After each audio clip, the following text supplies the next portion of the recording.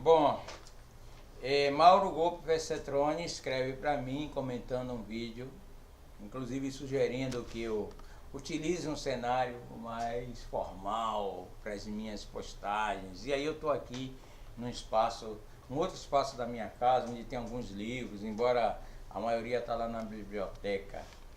É o seguinte, Mauro comentando essa minha postagem recente, que eu falo desses problemas, né, do ódio que o negro tem do próprio negro aqui no Brasil.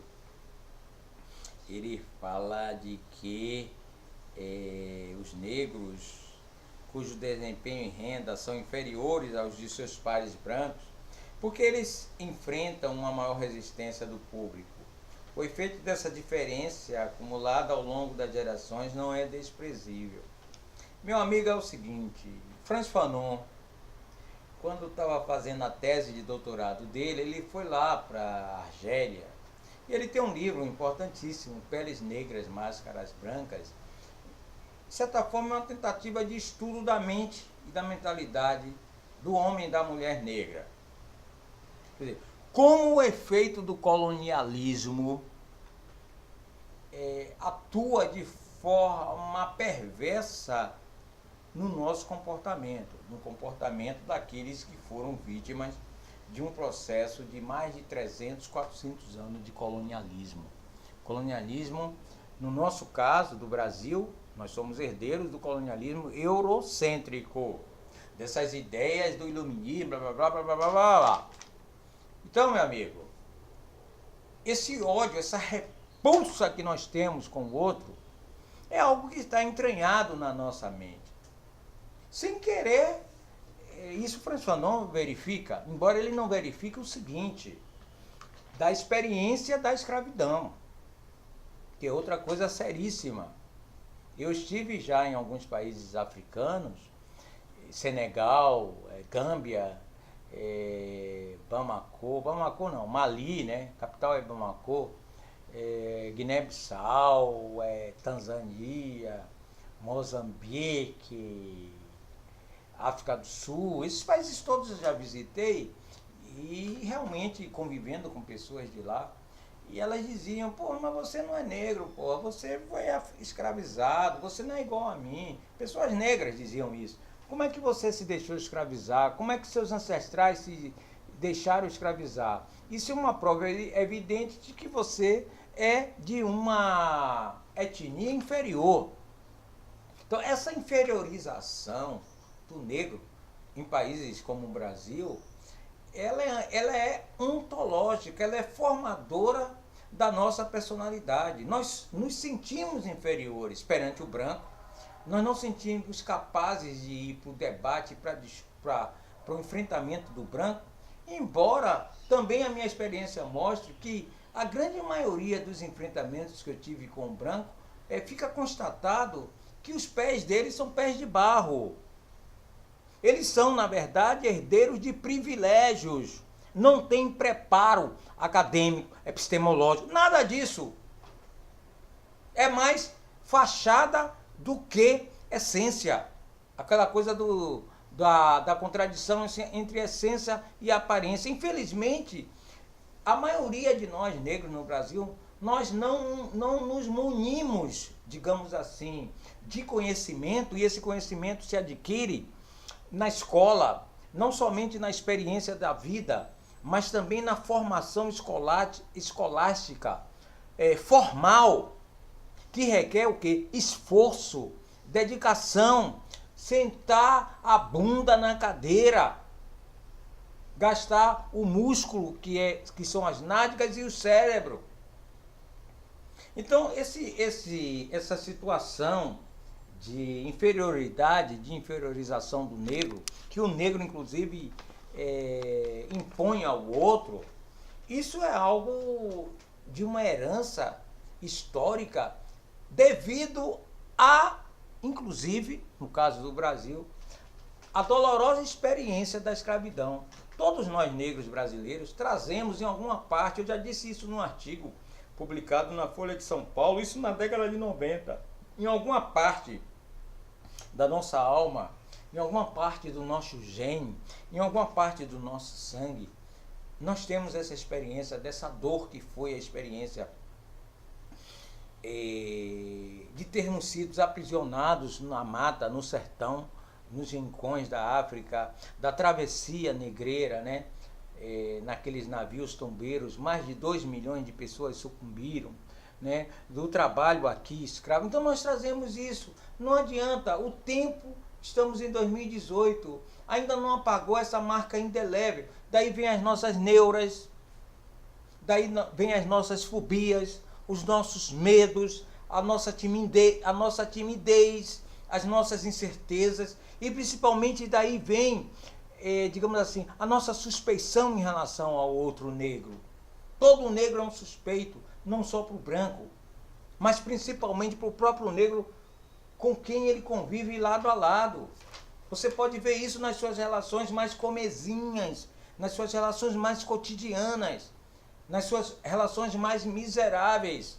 Você tem que estar sempre discutindo com seu par, com seu colega ao lado. Entendeu? Tentando afirmar de que aquilo que você diz não tem subterfúgios, não há segunda intenções. Você tem um propósito e você tem que ficar tentando provar o tempo todo a sua honestidade, a sua pureza de princípios. Isso é todo o tempo. E todo o tempo você é cobrado, inclusive pelo seu companheiro negro. Não é só pelo branco, que o branco não está nem aí. Ele não confia mesmo. Eu não tenho nenhuma ilusão quanto à visão que esse mundo branco tem de nós negros. Inclusive o mundo branco, que não é nem tão branco como diz Gilberto Freire, brasileiro. Não tenho nenhuma ilusão.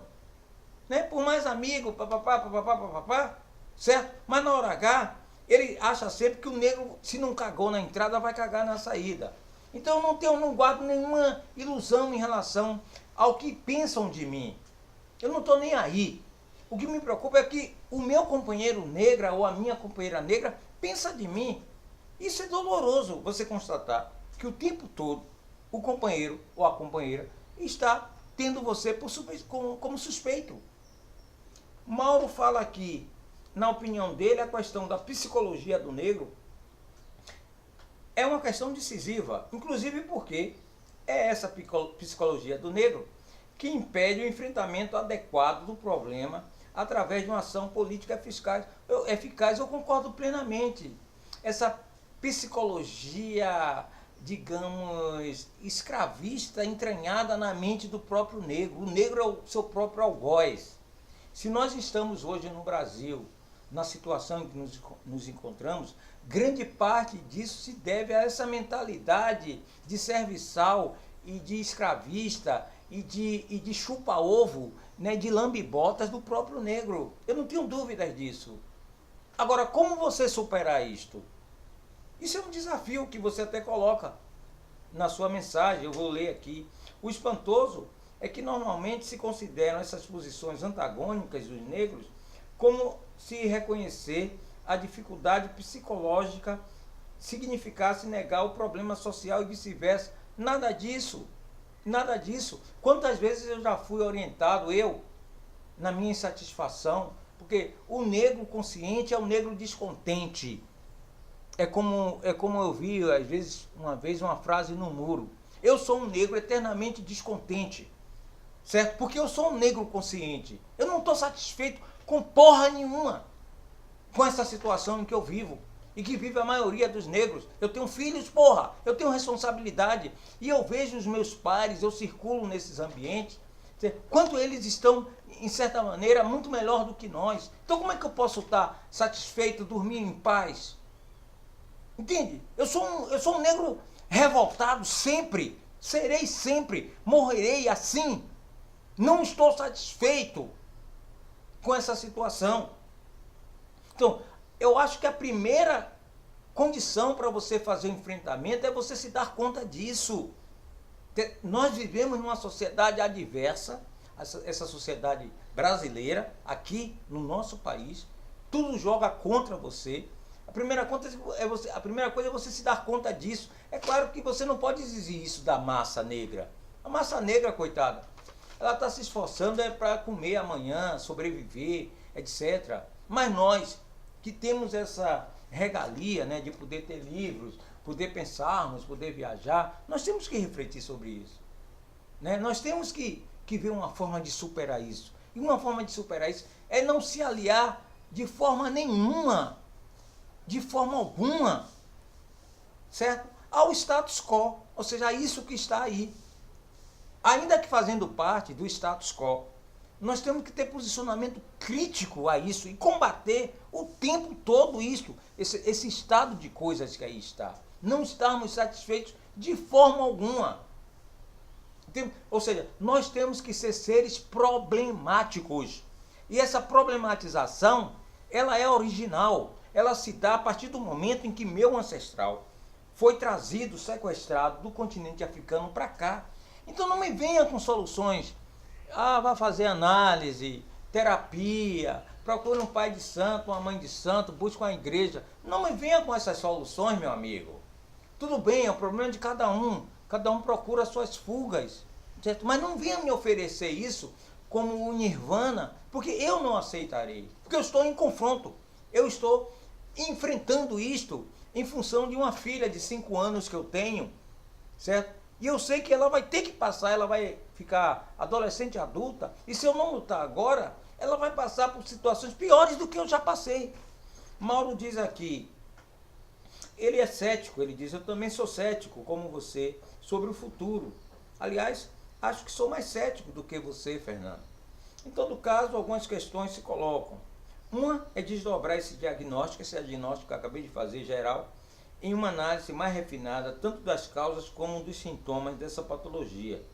Por que e como o negro brasileiro adquiriu, ao longo de sua história, esse padrão enfermo de comportamento, e quais são as suas diferentes manifestações? Quais são, velho?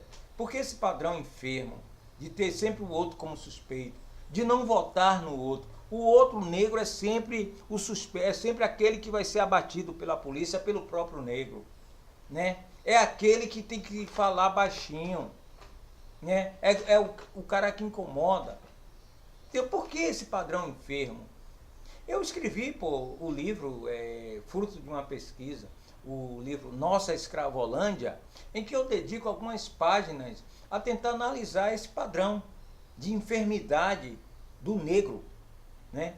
Quer dizer, e eu escrevi aquele livro não para os brancos, eu escrevi para nós negros, para que nós pudéssemos, lendo aquilo que está ali, que é fruto de muito trabalho, de reflexão, tentássemos nos enxergar e ver como é que a gente faz para diminuir isso, cara.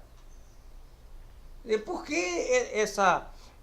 esse padrão constante de autossacrifício? Quer dizer, o negro é um sádico ou é um masoquista? Ele gosta de maltratar o outro? Ele goza com isso? É isso? Hein? Eu tento, então, Mauro, eu aprofundo isso naquele livro. Ele fala assim, como esse problema vem evoluindo ao longo das décadas? E, finalmente, o que fazer para curar essa doença? Que tipo de intervenção poderia ser eficaz? E quem seria o agente dessa intervenção? Olha, são questões complexas, meu amigo, que eu acho que não passa somente pela mesa do analista, ou do pai de santo, ou da mãe de santo, ou pela mesa do psiquiatra. Eu já tive amigas lindas, maravilhosas, negras, uma médica que eu tive, uma grande pessoa, Lúcia Espírito Santo, era aqui da Bahia, era do PCdoB, ela muito jovem, eu também muito jovem, nós éramos estudantes, tínhamos ingressado na universidade, isso aqui é uma confissão.